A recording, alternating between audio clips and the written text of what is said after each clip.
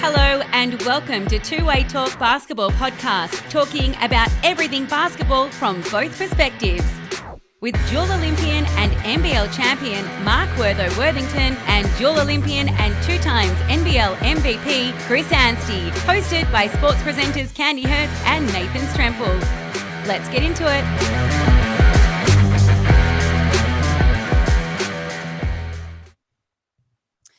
Hello and welcome to Two-Way Talk. My name is Candy Hertz and I'm joined by three beautiful gentlemen this evening. I'm going to give you guys a nice title. Maybe you'll play nicely. Nathan Stremple, Mark Worthington and Chris Anstey. Guys, phew, we made it to the end of the WNBL season. I can't believe it. It feels like it was the shortest and the longest season all at the same time. We've got lots of stuff to cover today. We'll cover the last final few games that played, the finals, of course, that are coming up this week. And there's quite a bit we want to talk about with the MVP and with the winners as well that were announced today at a luncheon.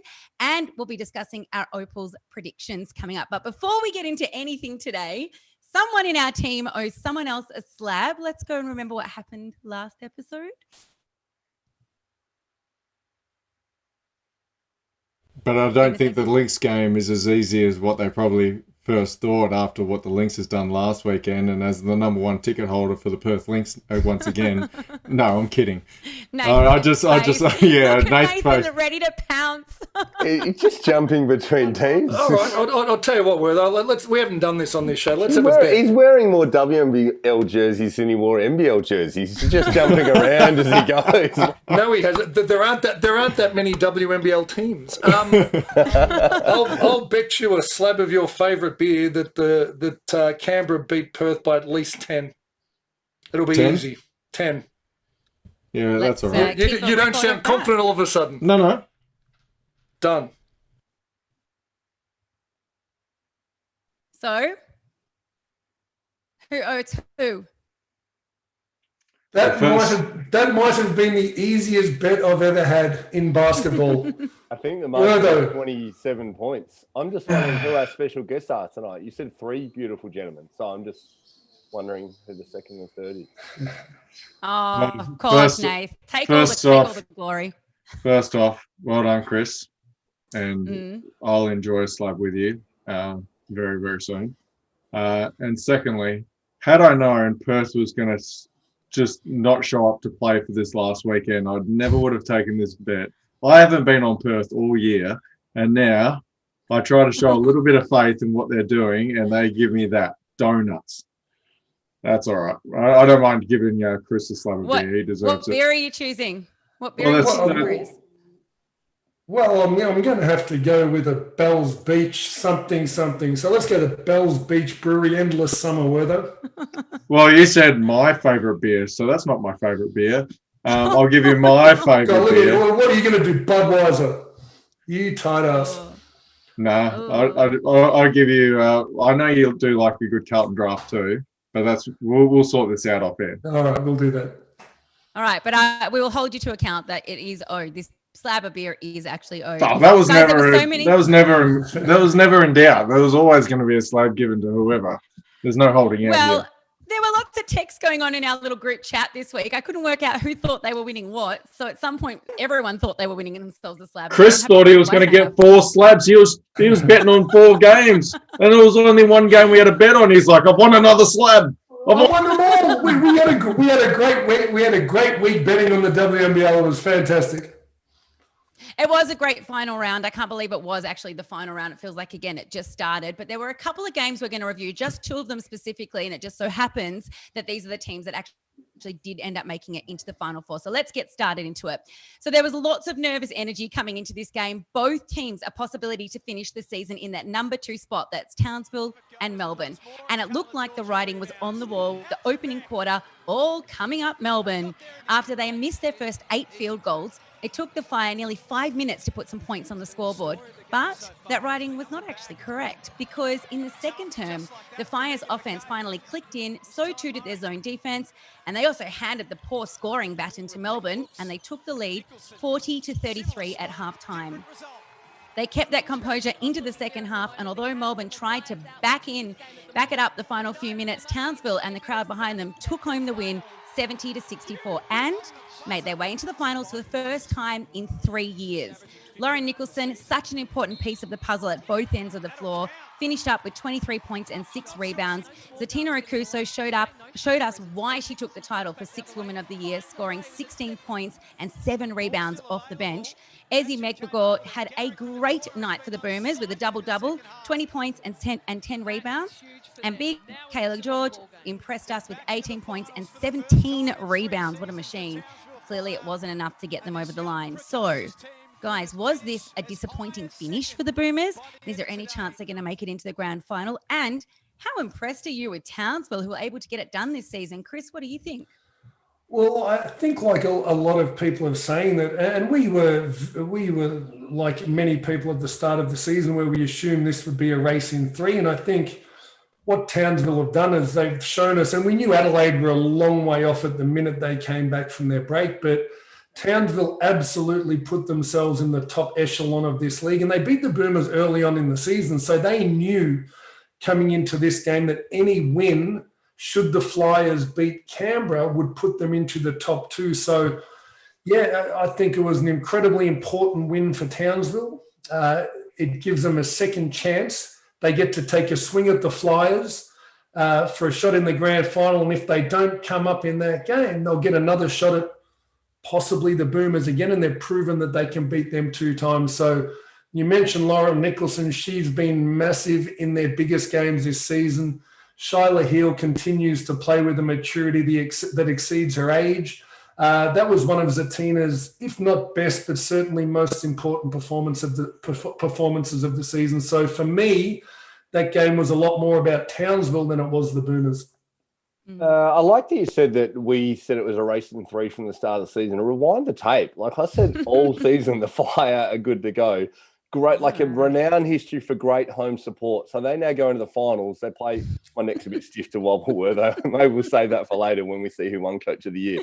But the Fire, and we talk about Nicholson and Akuso, Heel a lot. We mentioned Mia Murray, but even like go down the bench, Steph Reed's been exceptional for them. And so is Nadine Payne. Young, fearless team with nothing to lose. They're going to be dangerous in the finals, I think. And that was the Boomers' best swing at them because that game was live. It meant a lot to the Boomers. So I think the Fire looked pretty dangerous going to the finals, were they? No, didn't. I'm going to disagree with everyone here. And this is why. I feel like Townsville was taken a very familiar path to my final season in the NBL. The Cairns Taipans weren't really in finals contention. And then it wasn't until the last couple of rounds and we actually found ourselves in second place, quite similar to Townsville. And that's because you're fighting for your life just to try and get in. They've been in that battle with Adelaide and now they've superseded and found themselves in second place. Now, they undoubtedly have a very young and talented group that they're working with here. But the one thing is playoff comes with a lot of experience and a lot of good coaching changes that happens with it. Now, I think Shannon is an exceptional coach. I think but he's still very, very young in it. And when you look at someone like a Guy Malloy or a Paul Goris that have been in it for a very, very long time, I think those changes and experience will probably help them in the coaching front. I do like this Townsville team, just so I'm not totally hating on them here, but I think in this shortened season, that experience will play a lot come finals time. I think they'll have their work cut out for them versus the Southside Flyers team. And then whoever they play between Canberra and the Boomers, I think it'll be a tough matchup. And I know that they've beaten the Boomers all season long. So what? That means nothing right now. It's the finals. The finals are something different. And you say home court advantage. Well, is it really? At the end of the day, and this is not. There's not that many people in the stands to watch them at the moment. Well, are you disagreeing with me, Nate? When you say, is it really? The game's in Townsville at their home stadium. Yeah. So what? Everyone's been there. And you talk about coaching experience. So one of a handful of coaches to win a gold medal for Australia in an international tournament, isn't enough high pressure experience as a coach? I mean, I know he's younger in years as coaching, but he started coaching quite early because he's playing. Yeah, he did, but you discounting everyone else. You're saying that he is a better coach than Guy Malloy. Well, he's just won Coach of the Year, so he's been voted as a better coach this season than what he's done with his. Okay, so is Mike Kelly a better coach than Dean Vickerman? In this scenario, they voted in the best coach with what he's got. I just don't think you can say, okay, finals, they're not going to compete because he hasn't been. I didn't say they're not going to compete. I said finals, the experience counts for a lot. You're trying to put other words that I didn't say, Nathan. Don't get ahead of yourself with your head wobble here before we have to get Brad behind the scenes to resize your box so your head can fit in here. I'm saying that experience counts for a lot, not only with the playing group, but also I'm not discrediting what Shannon's done as a coach, but he's still a young coach at that versus people that have been around this sport for a very, very long time, that have played finals for a long, long time with their groups, that understand exactly what needs to happen. I enjoyed it. Chris is putting his hand up. Can I tell you what Shannon Seebohm has done? He's bought them a second chance. And that's one thing that Guy Malloy and Paul Goris don't have. Correct. So one of those two coaches will be eliminated in round one. Shannon has removed the possibility of one and done. He gets at least two swings at this. So while no doubt the other two coaches have more experience, I agree with you, Nate. I think Shannon's an exceptional coach. He's coached my daughter, and I know it's a different I didn't say he wasn't a good coach. I said he was a good coach. I said he's a very good coach. But I'm just saying experience. So what I'm saying is that I believe that the quality of his coaching will stand up in the finals. I think he's got some newer ideas than perhaps the other two coaches. He's not quite as set in his ways, and he's willing to take some chances. And again, what he's gone and done, he's got himself a second chance. So he gets at least two finals no matter what. So I think I don't buy into the fact that the Boomers just beat them in a final season. I'll tell you what, even though they've beaten the Boomers twice already, I don't think that they fear Canberra either, with their more inexperienced and less physical backcourt to what the Boomers have. So I think if I'm Shannon Seebohm and I'm the Fire, we'll go and take a swing and try to absolutely steal one from the short price championship favourites. But if not, I feel pretty good going into a game against the other two, knowing that they've been in a do or die game, will have absolutely run their studs into the ground. I get a swing of them. So I just think this is going to be a lot closer than what people think. You might end up being right, Wertho, but Townsville could end up in the grand final. They could. This is all proving.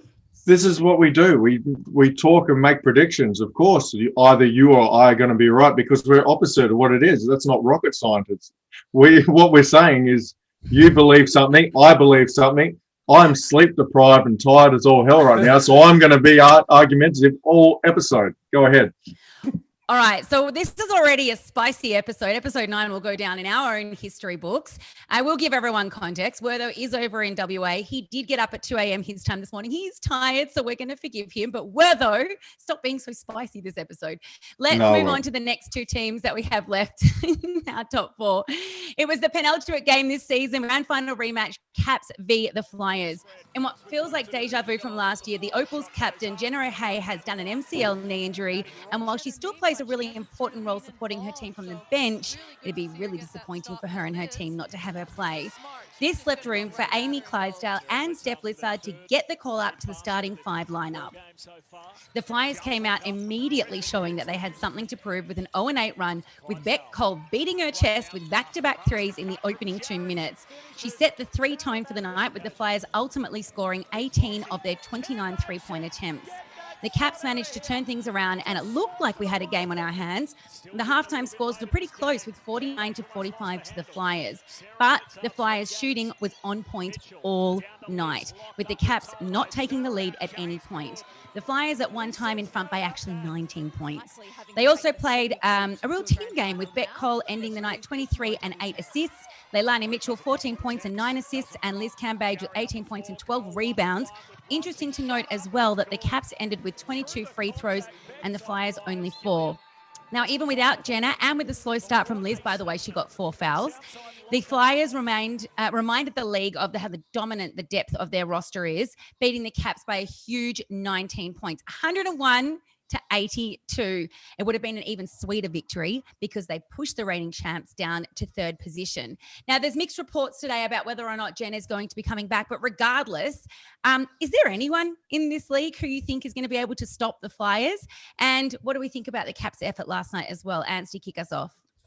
The short answer is no. We've said it all along. They win. They win this thing. It's been a foregone conclusion all season, and we knew they were going to get better as the season went on. There's not another team in this that can consistently score over 100 points a night. Now, Jenna being injured, and let's hope that it's minor, and we hope that she plays in finals, but it's not a good one to pick up on the eve of the finals. But the only way the Flyers don't win is if Liz came.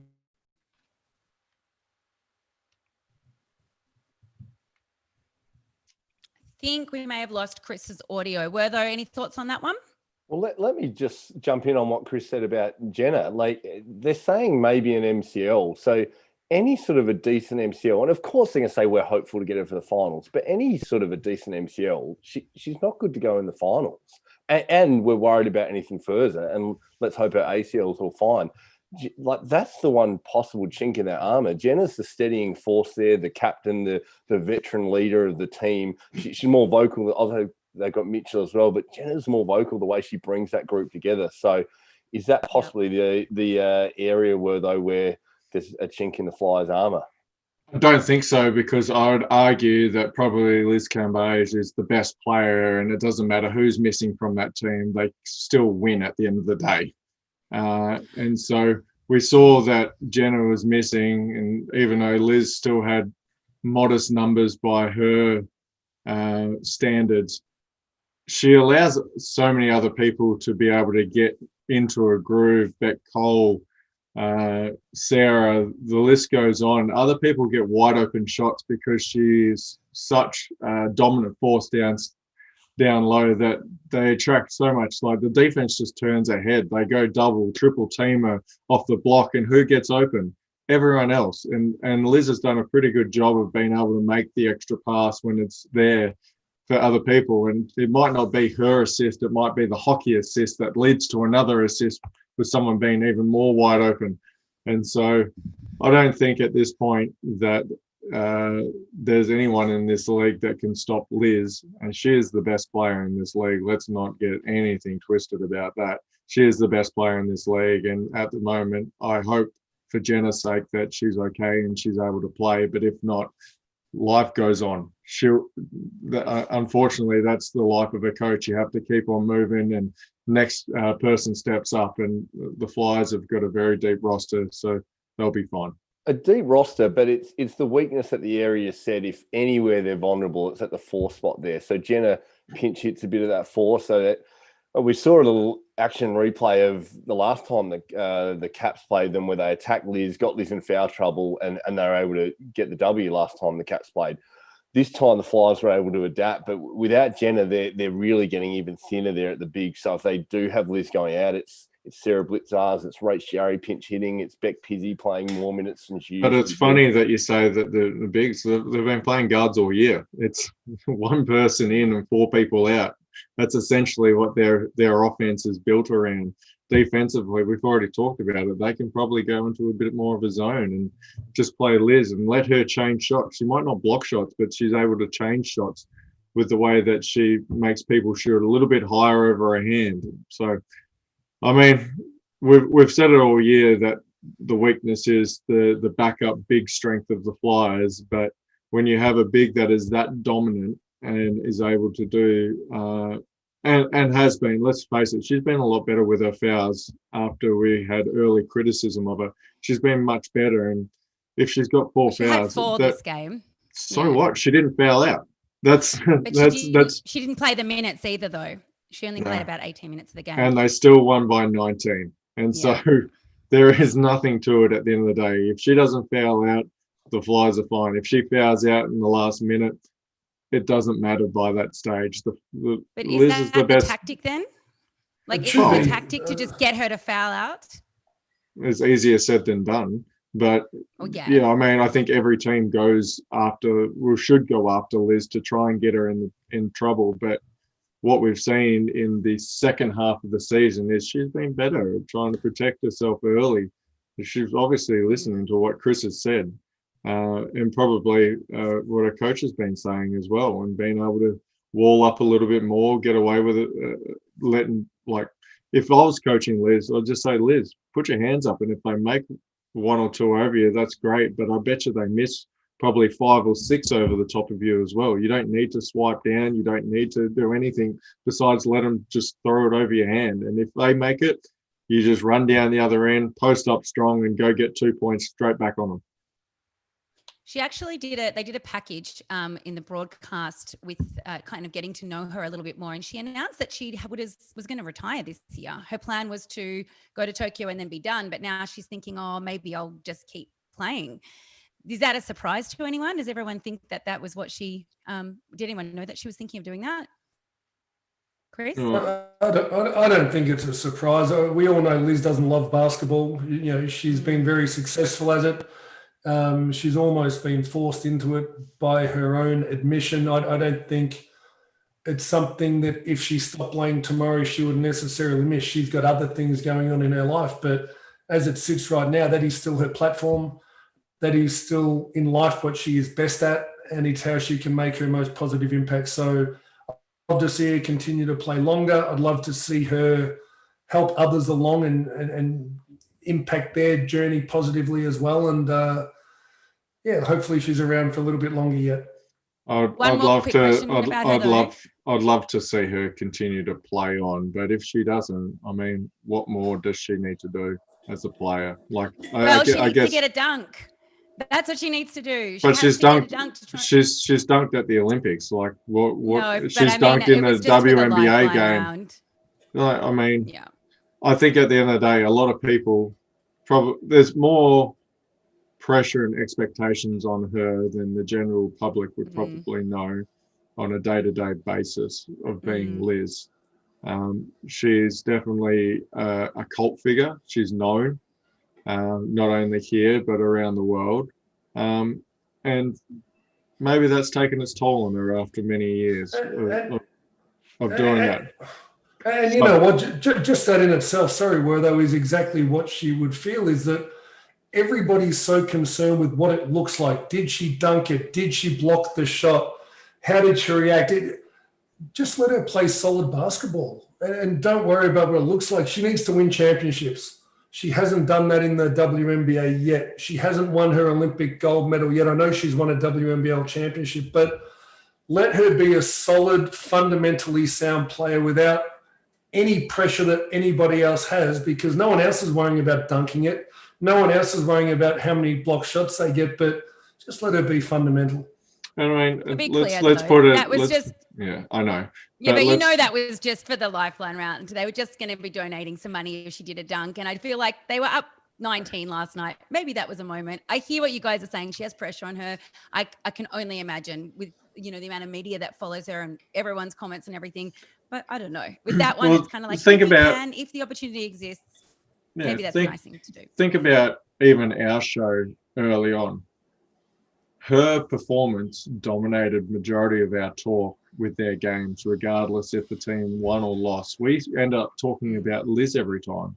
And if we're talking about Liz, then everyone else would be talking about Liz. If you turn on the TV, you see Liz on TV for the first time, you're going to talk about Liz. Yeah, she's an incredible athlete. She's done so much for basketball in Australia, and for a lot of women or little girls that grow up, they probably aspire to be like Liz when they're older as well, the way that she plays. And so going back to it, the pressure, and she's had her battles with mental illness as well with all this as well. And I think sometimes because we look at people in that magnitude, that we think that wouldn't exist in her world, when in fact it probably exists more than anything else in her world at the moment. Sure. She needs to be happy first and foremost, and if she's happy playing basketball again, then that's even better for all of us because we get to watch it for years to come. Yeah, and in closing, before we move on, like with Liz talking about possibly retiring, I'm so excited for this final series. As we debate and argue about it, there's 4 exceptional world-class teams going at it. Any 4 of these teams can win a championship, and who knows when we'll see them all playing in Australia again. The beauty of it being an Olympic year is a number of players do come play at home. So how good to see Liz on our TV screens playing in the WNBL. Who knows how many more years of Leilani Mitchell or Jenna O'Hay we'll get to see. So I'm pretty excited for this final series going forward, guys. Absolutely, 100%. Just a quick one though, Nate. The Olympics are next year, mate.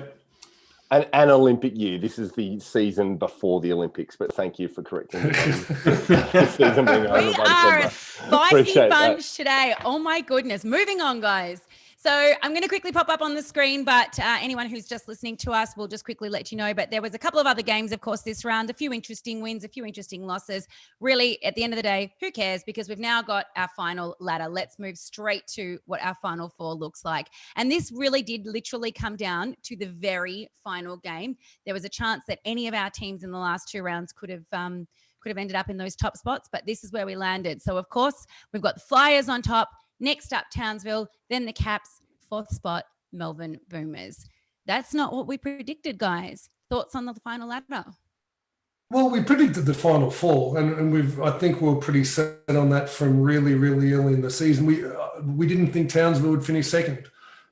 We probably assumed, outside of Nate, you thought they were a little bit higher, but we thought the 3 teams, the Flyers, the Capitals, and the Boomers would be top 3. We thought that Townsville would finish 4th. So they're the 4 teams we expected. We spoke a lot about Adelaide. Not after the second week. No. They were terrible. They were so far off it when they came back. They were losing by 20, and we rubbed them out. We asked, were they contenders or pretenders? We unequivocally called them pretenders 2 games after they came back from their COVID break. So they were the 4 teams, and they're the 4 teams that should be playing finals. They're the best 4 teams in it, the 4 deepest teams. The order's a little bit different, but as you said, Nate, I can't wait to watch this final series. I think it's going to be a ripper. On add to it, we skipped over those last games. The one result that actually is notable, it came down to Leilani Mitchell having to make a play and a big Sarah Blitzar's 3 for the Flyers to get over the Flames. That completely changes the context of that ladder if the Flames have got that victory. Does that tell us anything about the Flyers, though?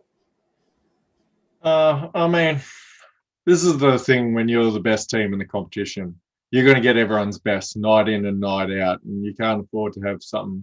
But one other thing that 3 of us predicted, that Bendigo wouldn't win a game. And so I think we're 5 out of 5 on that one because they were bad this year. But I hope Sydney got a game. Sydney should have been better than what they were.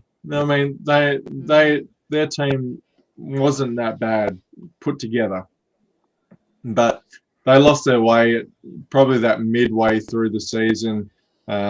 Really bad losses just hampered their season. And going off the back of last year, they've got a bit of a losing culture. They came into it underprepared too, were they? We spoke about how out of shape some of their players were the first round of the season.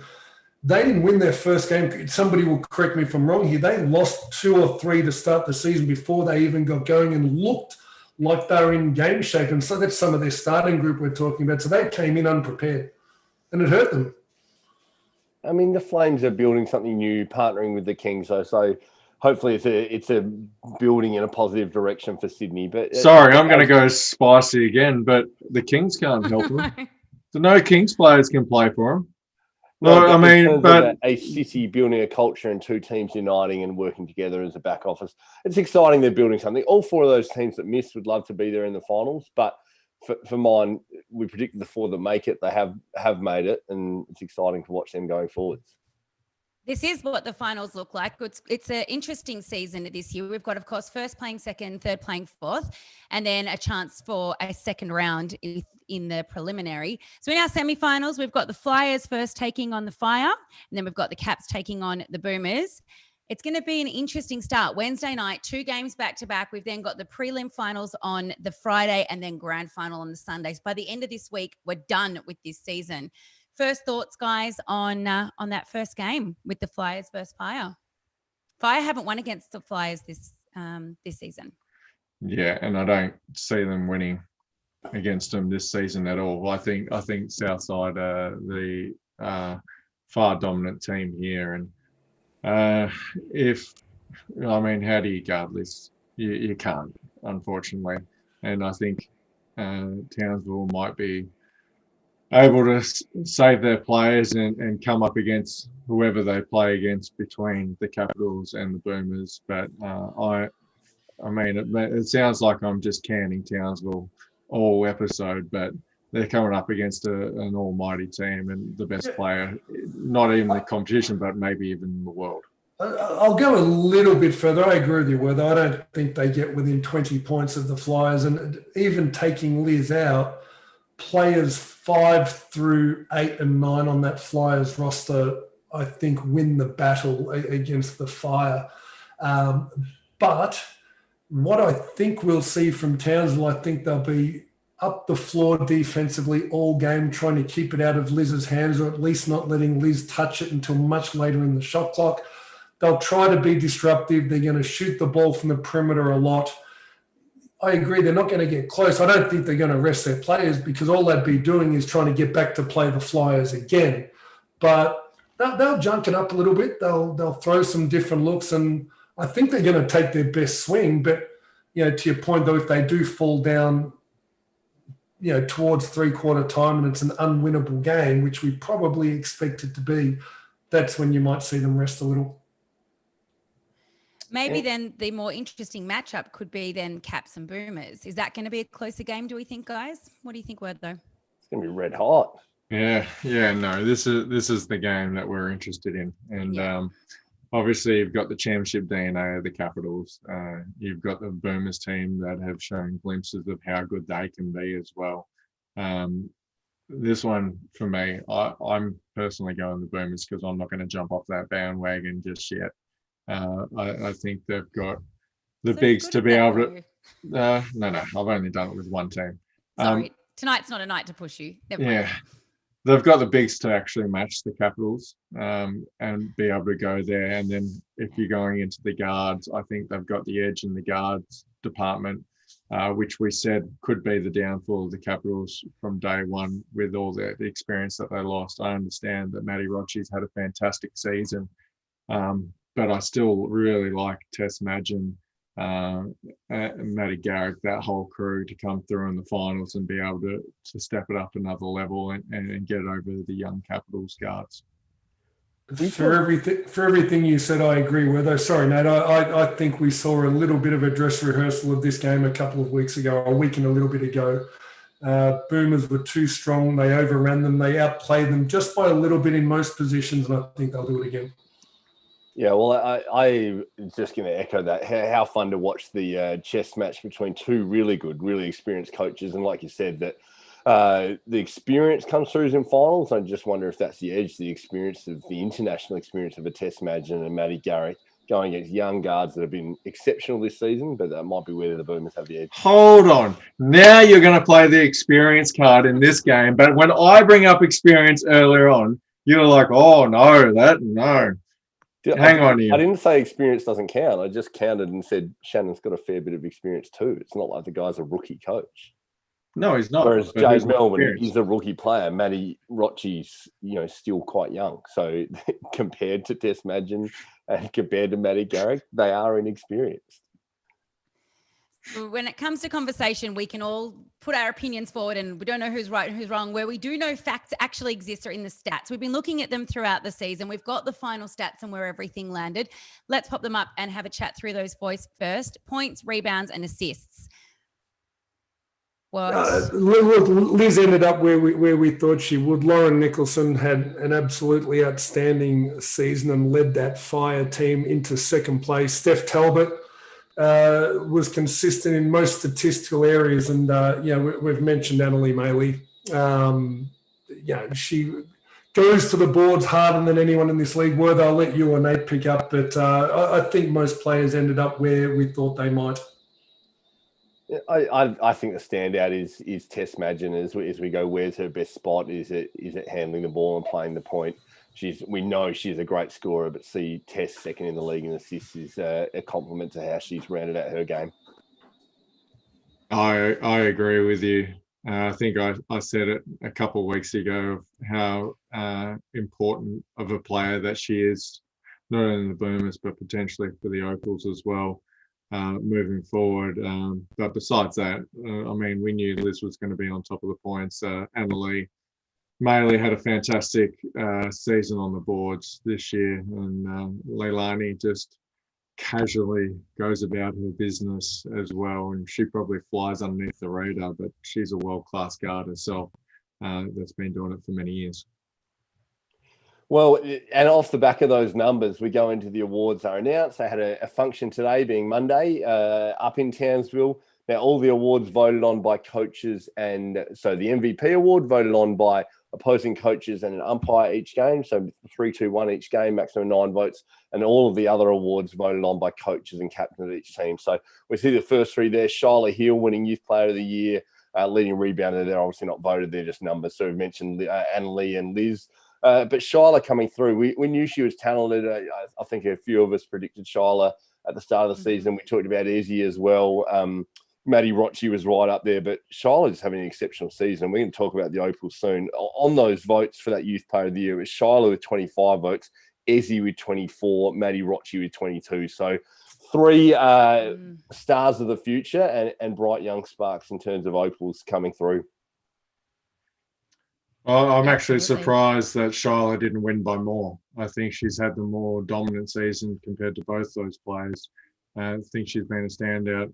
Maddie has been exceptional this year. Ezzy's been exceptional this year. But for me, I mean, to only have 1 vote between her and Shyla probably doesn't make much sense considering how dominant Shyla's been this year. And while you can't pick your teammates, Shyla is the second most important player on the second place team in the WNBL, period. Mm-hmm. I agree, she should have won that award by more. Yeah, she's been from. I think only we'll have a look at who. Yeah, I think it was only one of us potentially that picked her, but we'll have a look at what our predictions were at the end. Then there was quite a few more awards that we had on the day as well today. It was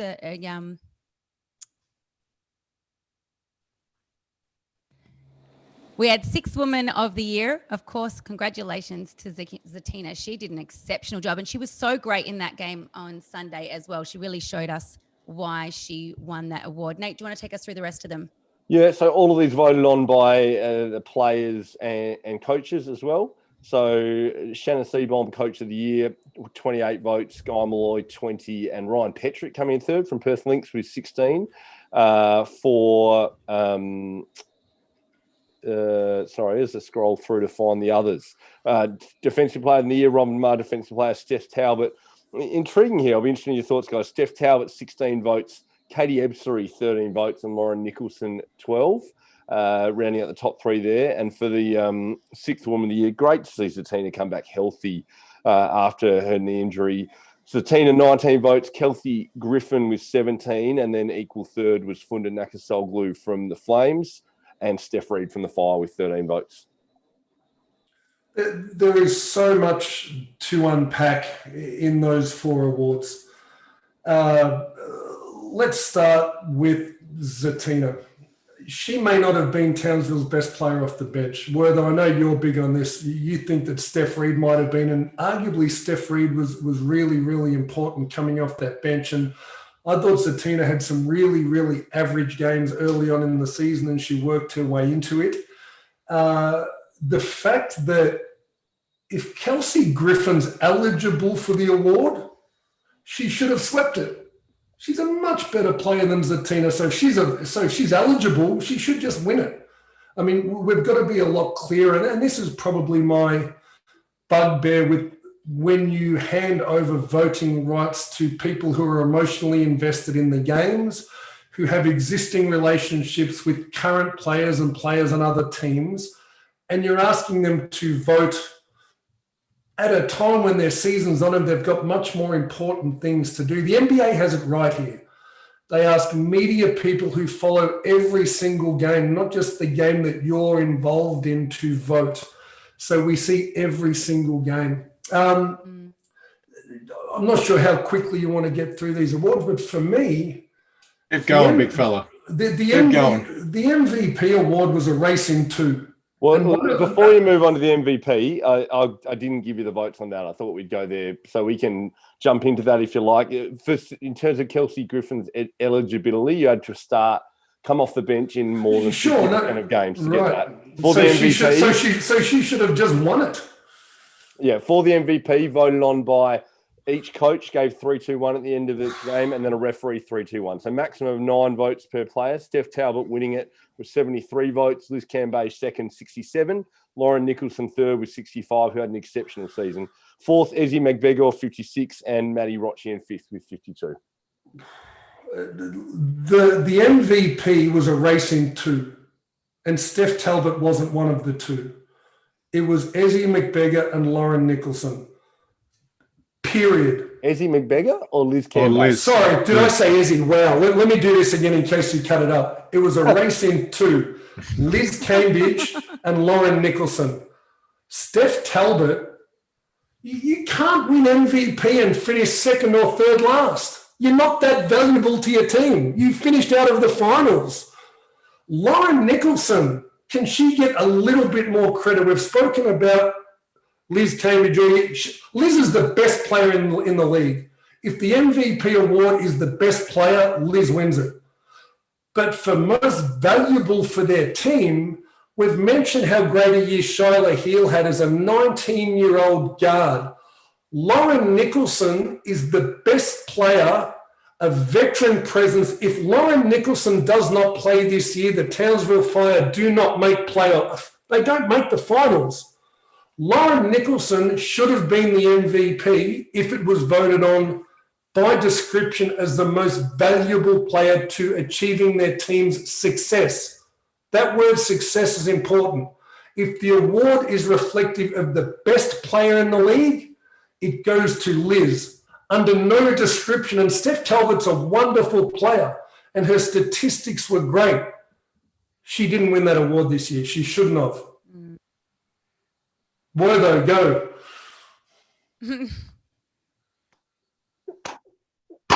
Well said, Christopher. Well said. Yeah. Look, I'm not a fan of the award winners for a lot of the reasons that Chris just mentioned. Kelsey Griffin should have definitely won. If you're going to give it to someone from the Townsville Fire, the sixth woman off the bench, it should have been Steph Reed. She had a much more consistent season, much more valuable contributor of both ends of the floor, of being able to help the team.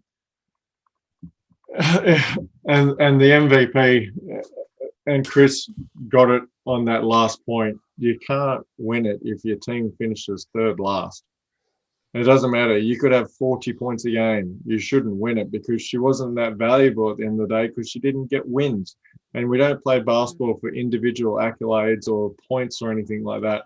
We play for winning. It's a team sport. And what does she do to make her teammates better? I just don't think, while her numbers were fantastic, you've got to give it to someone like a Lauren Nicholson or Liz. And I couldn't agree with Chris anymore. I know we agree a lot today, but we actually, this was a two-woman race from about mid-season.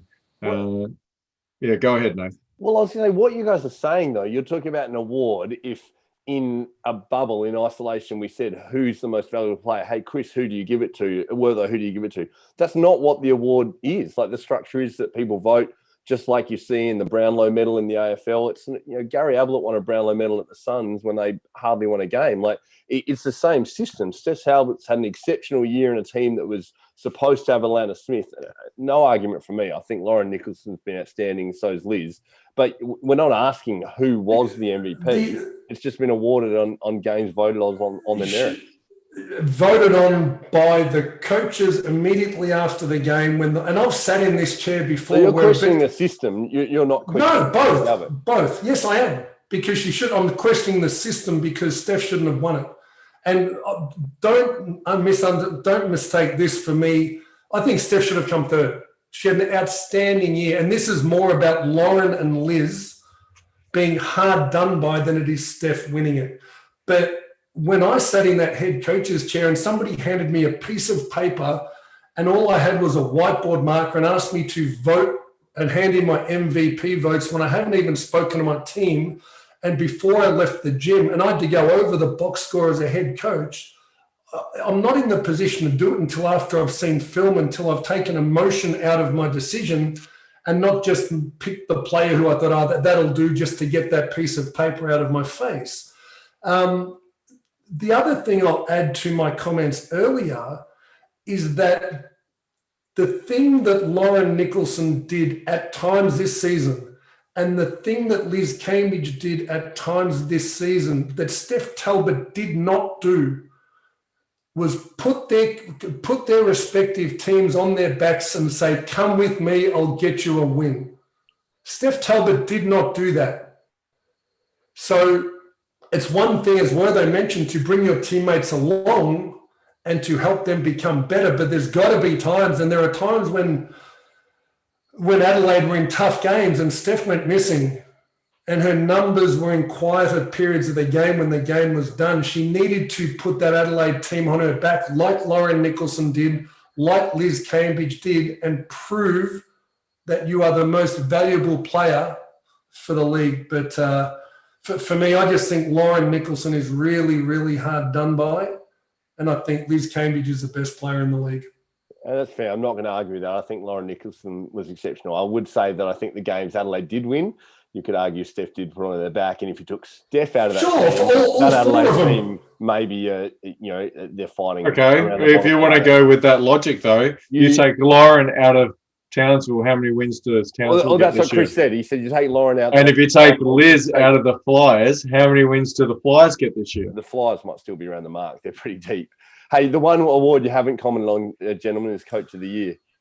Spot on. They got it right.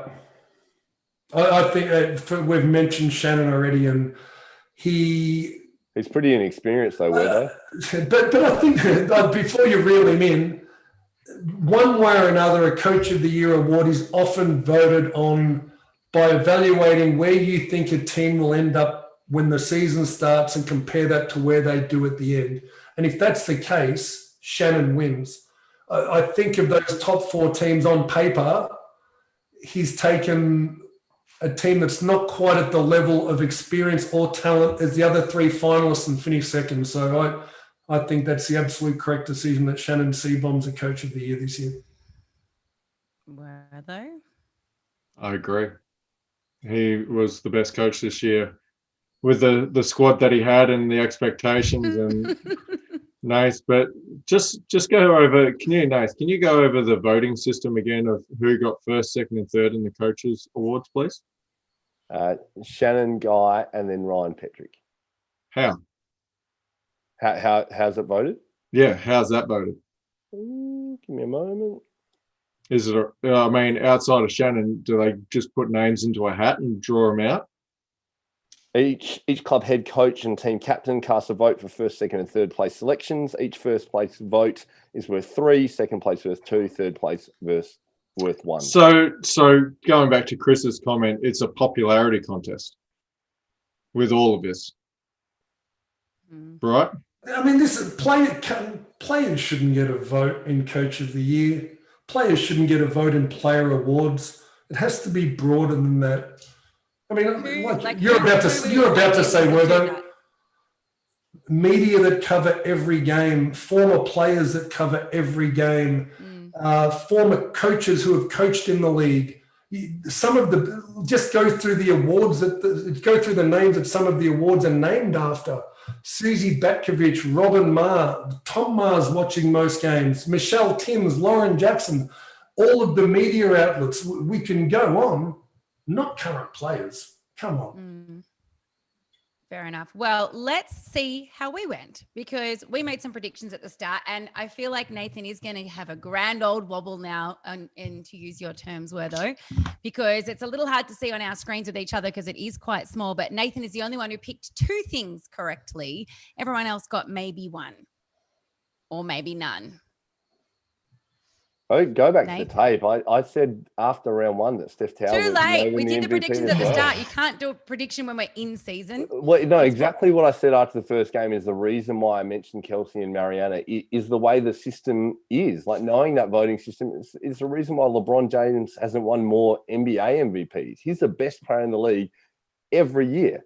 Liz is the best player, not only in the league, she's quite possibly the best player on the planet. But the way that system, How did we allow you to have 2 options there? Why do we allow you to do things like that? You can't I do just that. told you the context Someone. of who might win. I'm just saying.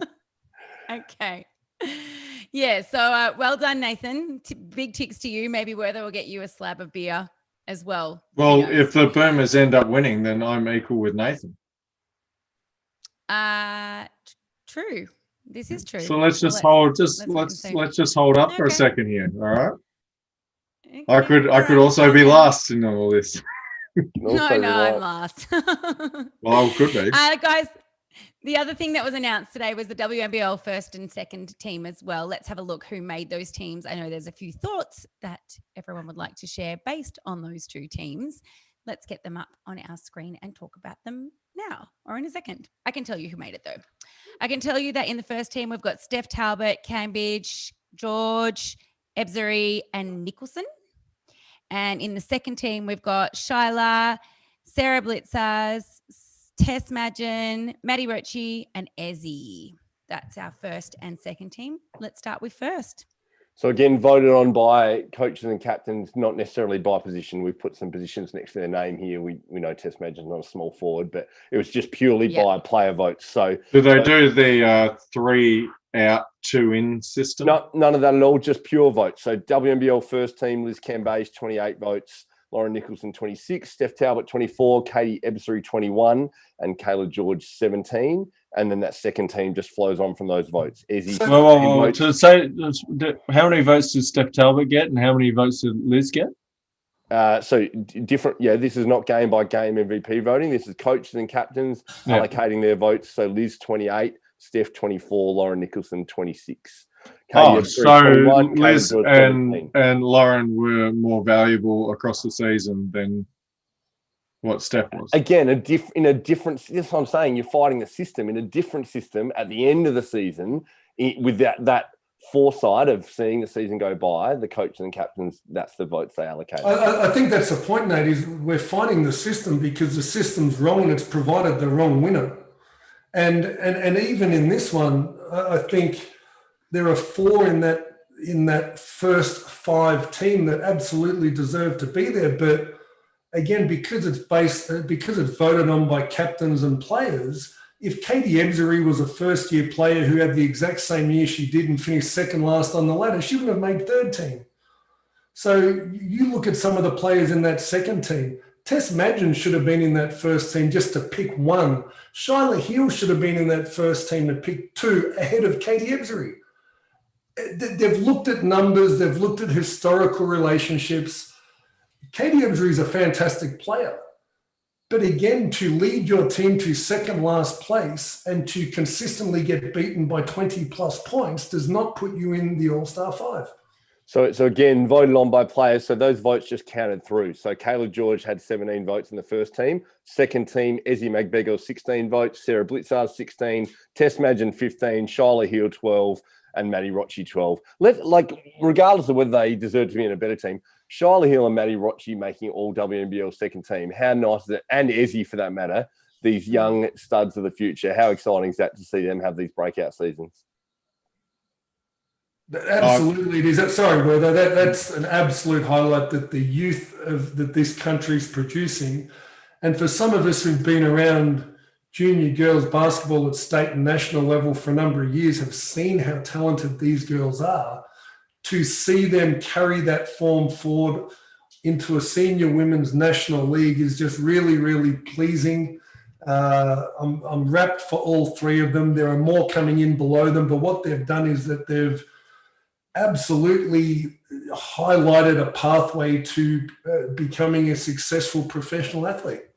3 of the top 10 players in the WNBL as voted by their peers, and let's forget the system for a second, are under 23 years old.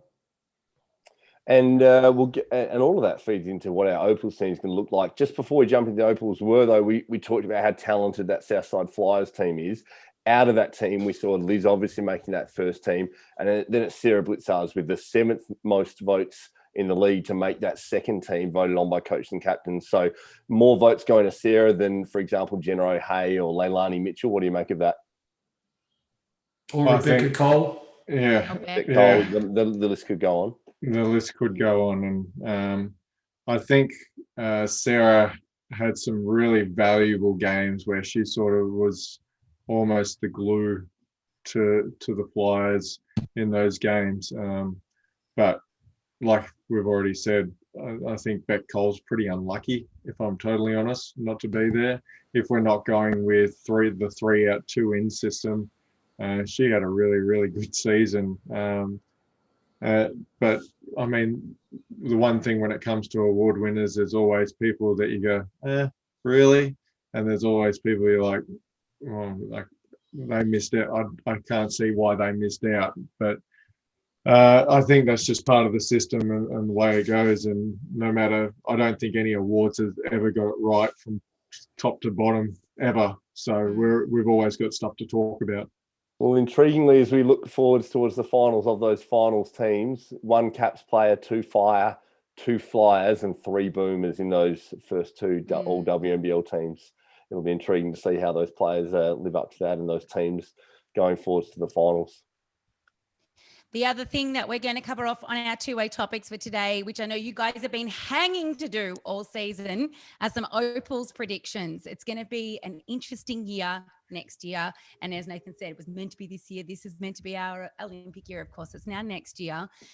Chris, do you want to take us through your predictions first? Sure. So clearly we have 12 players who will be named on this Opals team. And the 12 that I've come up with: Leilani Mitchell, Lauren Nicholson, and Shyla Hill in the point guard spot.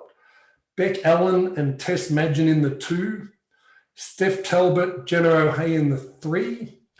Kayla George, Alana Smith, and Ezzie McBeggar in the 4. And Liz Cambridge and Mariana Tolo in the 5. Now that leaves out Sarah Blitzarves. That leaves out Katie Ebzery. But probably even in chatting to a few people about this, the more controversial perhaps inclusion in that team for me is Mariana Tolo. She is the only other genuine center that we can send to Tokyo, and we are going to need Liz Cambridge fresh. We're going to beat the United States and to beat some of the powerhouses. So we need a genuine 5 in the team where Ezzie and Kayla and Alana can play their natural positions in the 4 spot against weaker opposition and not have to throw the Opal system out if Liz rests a game or if she's in foul trouble or if she gets ejected. So we need another genuine 5-man to keep the integrity of the systems that Sandy Brondello is going to run. We said all along there are going to be some some great players who miss. That's the case with regard to Shyla, and I think it's worth mentioning, is that let's call her, and I don't think she is, let's call her the 10th or 11th player selected in this. When it gets down to it in Olympic Games, in the games that really matter, head coaches generally play 8 players. Now, if that's the case, let's absolutely bring our next generation in, expose them to an Olympic Games, let them play against some of the minnows of women's basketball around the world, get used to that environment and be even more prepared in 4 years' time, when in all likelihood, Shyla Hill could be our starting point guard at the next Olympics. Well, though, let's move straight into your predictions. And I know you decided to take a different angle. Talk us through yours. Well, actually, we've got it all the same except for one, and that is I did not take Mariana Tolo. I decided to take Darcy Garvin instead. And the reason that I went this way was I think if we continue to try and beat USA by playing the same way, then that is the definition of insanity. We have to try something different. So with my team, I'm going with a little bit more versatility. yes, Liz probably doesn't get the rest that Chris is talking about.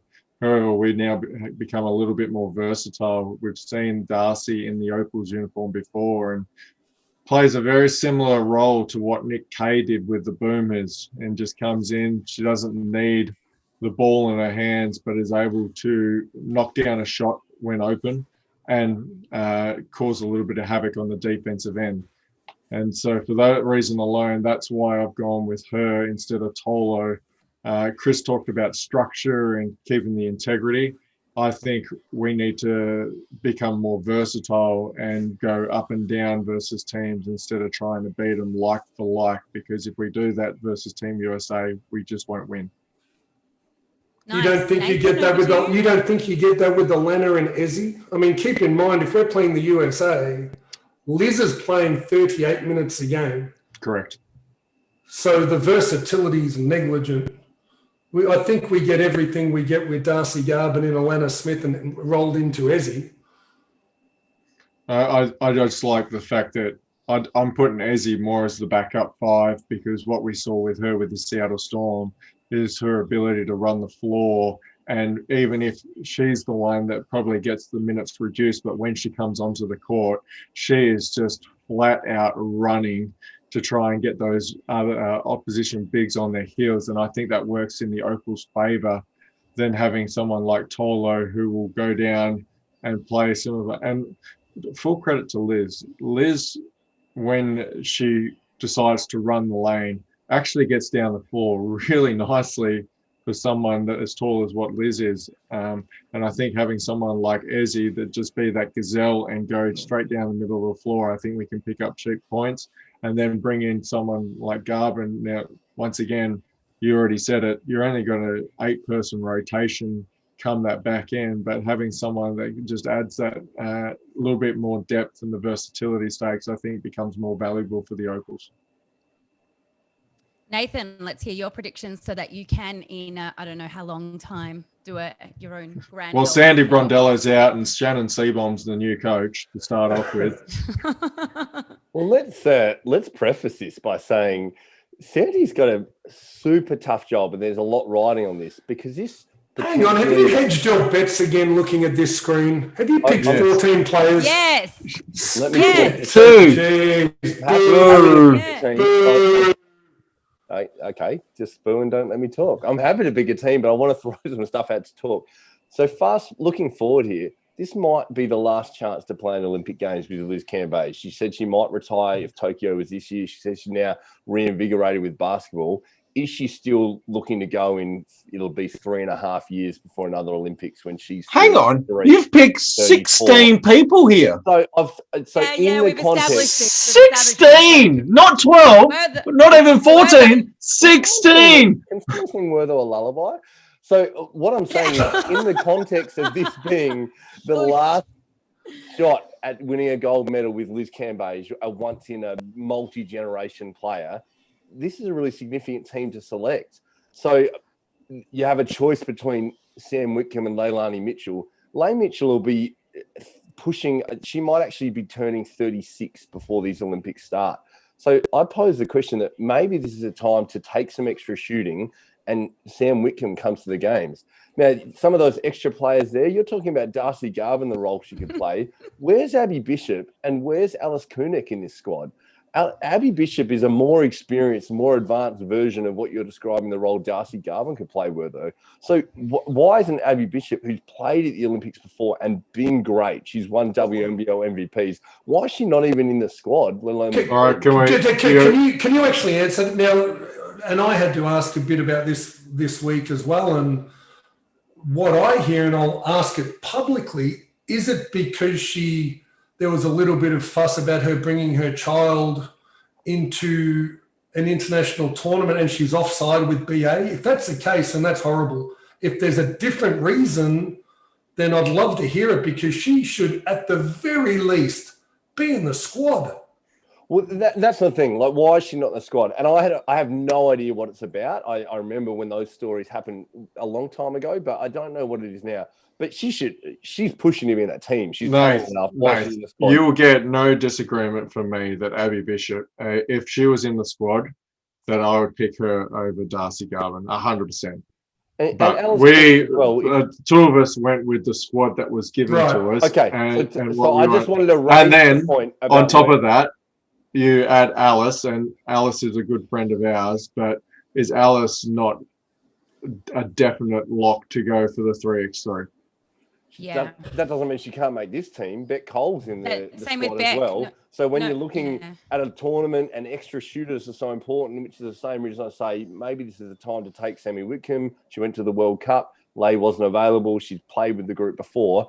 Alice is someone who can play multiple positions, can stretch the floor, is an option, which is also why I say I don't like Sarah Blitzarves not being in this team. So that other choice between Alana Smith and Sarah Blitzarves, Alana Smith is a legit WNBA player, but where does she get game time now?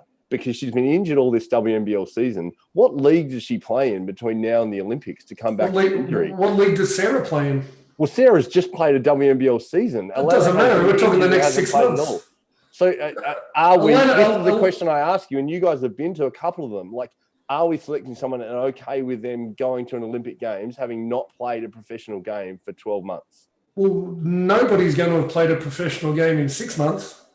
True, but like 12. Yes, I'm okay because Alana Smith's that good.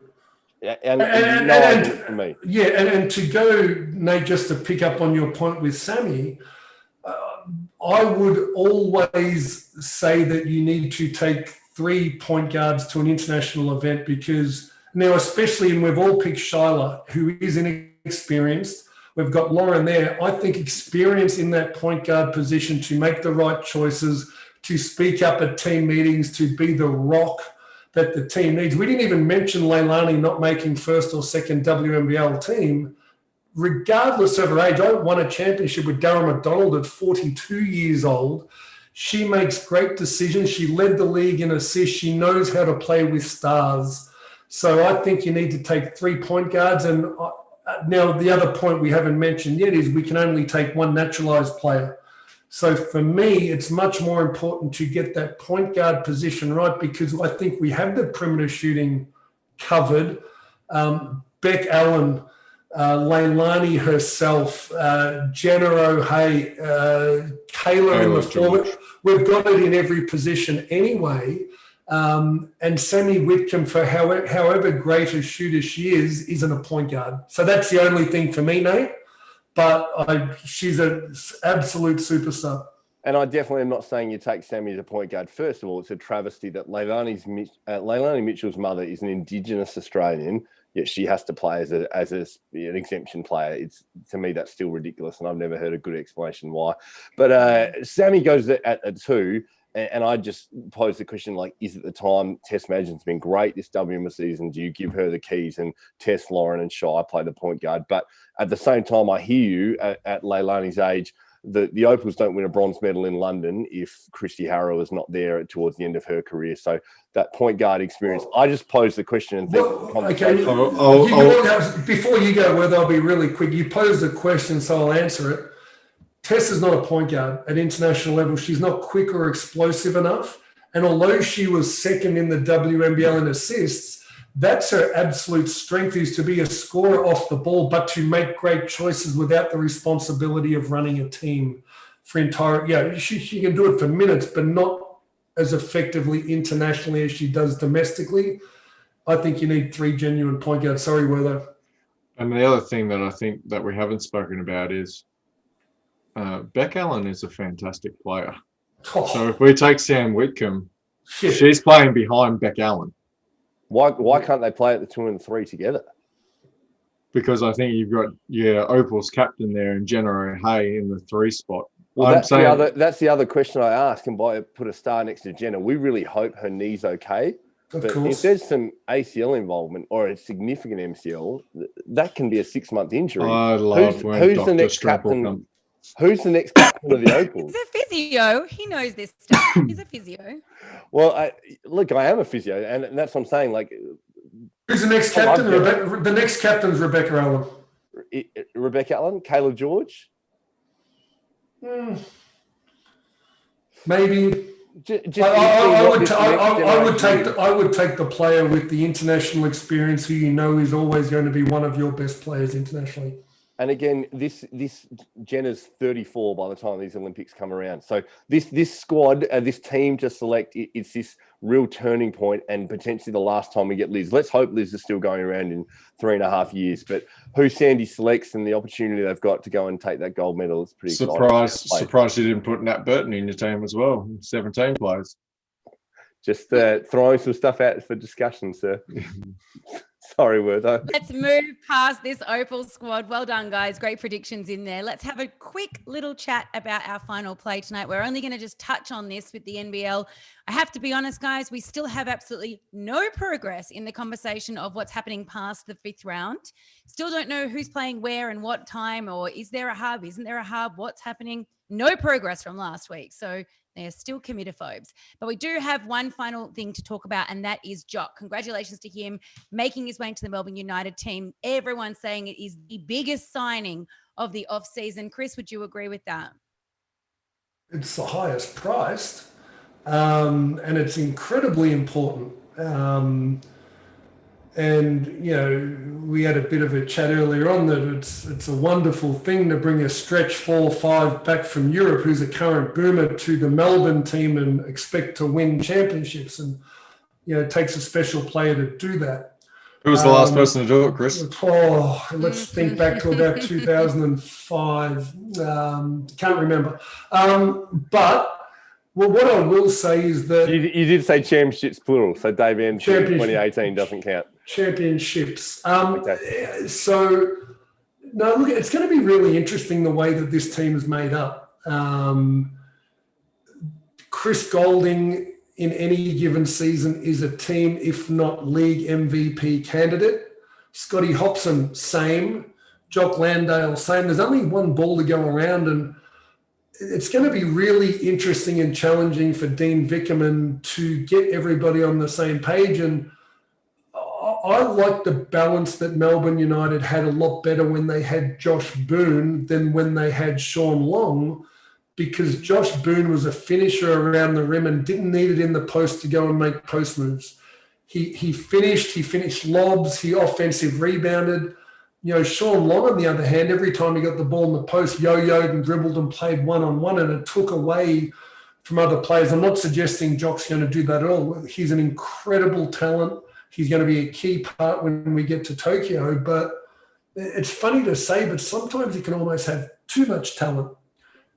So there's their big three right now. They'll have another import coming in. They've still got Mitch McCarron. There's a lot of talent on that team, and sometimes you need role players to plug gaps. And okay, go back to 2005. You know, I think at different times our most valuable players were, though you played against us, were Stephen Hall and David Stiff and Daryl Corletto. Guys who absolutely unequivocally knew what their role was and did it better than anyone could have possibly done it, and didn't need the ball in their hands, didn't need too many plays run for them. They were just pros. DT. Well, I would have said DT, but I think he's actually better than that. But he was the guy that he didn't need the ball in his hands. Right, true. He went and made your team better by doing everything that, you know, from the offensive rebounds to the defense and all that. It wasn't necessarily him putting the ball in the basket that helped you guys. It was his all-round game that just was like the glue for you guys amongst yourself. D-Mac being unselfish, the list goes on. But, yeah, and that's my only fear, is that you can almost have too much talent with guys who are used to being the first and second option on their team, and now get shuffled down to fourth, fifth, sixth option, and it doesn't sit well oftentimes. So great problem to have. Big challenge for Dean Vickerman and the club. To answer your question, though, is it the biggest signing of the off-season? No, that's still Bryce Cotton. Remember, he was gone and Bryce Cotton came back. Is Jock Landale the highest paid? No, that's still Bryce Cotton, because he renegotiated a new contract so he could come back. You want to bet? Well, let's talk about this off air, because we're going to throw some pretty big numbers around. I'm just saying, while it is a fantastic signing, let's not lose sight that Bryce Cotton is the most important signing this offseason as far as the NBL goes, because he has proven in the NBL and his credentials that he is the best player that the NBL has. Jock won't get that opportunity because of all the reasons that Chris has already spoken about as far as potential MVP. He'll be in the discussion, but he can't win it while he has that much talent on his team. Bryce Cotton is still the most important signing this offseason. Let's talk about the role he plays, though, because he comes in, taking nothing away from how incredible Bryce Cotton is. And, geez, it'd be nice if he was wearing green and gold in Tokyo as well. But Dave Barlow has sort of reinvigorated himself as a four towards the end of his career. That's been United's weak spot, and it was Nick Kay and it was Jay Sean Tate last season that were real handfuls there. Jay Sean Tate's gone. I believe Nick Kay's gone as well. And now Landau comes in and fills that role for United. So at that four spot, it's a real tough position for other teams to go against. So that's where I think Jock might be a real handful for other teams. He's also going to have the exact same problem. And let's call him an import for a second because he's never played in the league. He's played in college and he's played in Europe. He's going to have a massive adjustment period as a big, getting used to NBL referees. Massive. He's not going to be allowed to be as physical as what he is over there. He's not going to be able to defend like he does over there. So there's going to be some teething problems. It'll take him a good month or two until we see the best of him, I believe. I'll say this. I was fortunate enough to see him in college when I was over coaching with Loyola Marymount. We were in the same conference. His game has evolved a lot over a very short period of time. His footwork in the post is outstanding. Think of Daniel Kickett's footwork in the post. That's what he brings to the equation. But his ability to go after rebounds, to be a great passer, I think if we're looking for a likeness of what his game is going to be like, it's going to be a Daniel Kickett at a higher level than what we've seen. Not necessarily with the accuracy, because we know that Kicks is one of the best shooters to ever play in the NBL. But that style of game with excellent footwork on the inside, the ability to stretch the floor with the perimeter shot, he's definitely going to be a handful in this league. Another one just to enjoy having on our shores before we lose him to the NBA at some point in the future, because you think that's where his pathway is. So another one I'm pretty excited to see play in the NBL. Well, that's literally the only gossip we have about NBL stuff. So kicking us back to the WNBL, it's obviously the very last chance for you to catch our amazing athletes on our screens. First of the final starts on Wednesday at 6 p.m. Australian Eastern Daylight Time, and then 8 p.m. for the second game. And then we've got prelim finals on the Friday and the grand final on the Sunday. If you are very lucky and if Werther gets some good sleep, we might actually come back and do another episode before the grand final. So no promises, but that's our intention. But make sure you do catch those games.